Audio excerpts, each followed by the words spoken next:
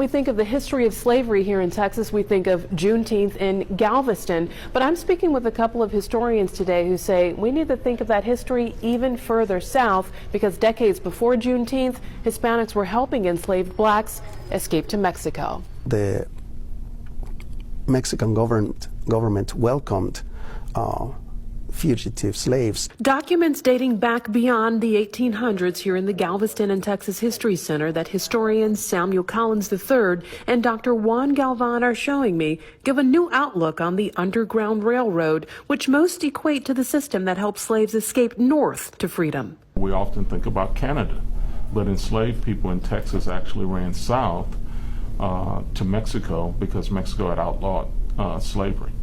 Although not everyone describes the help Hispanics gave as work on the railroad. Because when you say Underground Railroad, that implies a network as sophisticated as the one to Canada.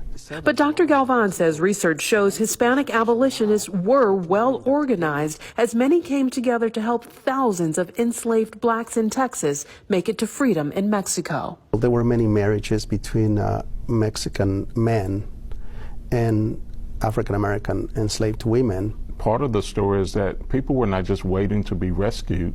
Collins says some slaves saved for years to pay to be taken to Mexico. When Texas was still Mexican territory, it was illegal to have slaves here. So slave owners began drafting contracts like this.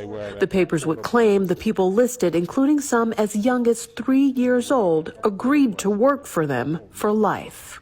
For the term of 99 years to learn the art and mystery of farming and planting.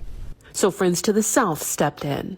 In 1857, the government of Mexico amends the Constitution now, declaring that any former slave who steps on Mexican territory is now a Mexican citizen and therefore a free person. Once slaves escaped to Mexico, many made good lives, including a couple of Sam Houston's former slaves. One of them became a barber and opened a barber shop in Matamoros, Mexico. Another one became an officer in the Mexican Army. And these are just a few of the books available on the topic. The historians are encouraging you to head to the library and get to know the information for yourself.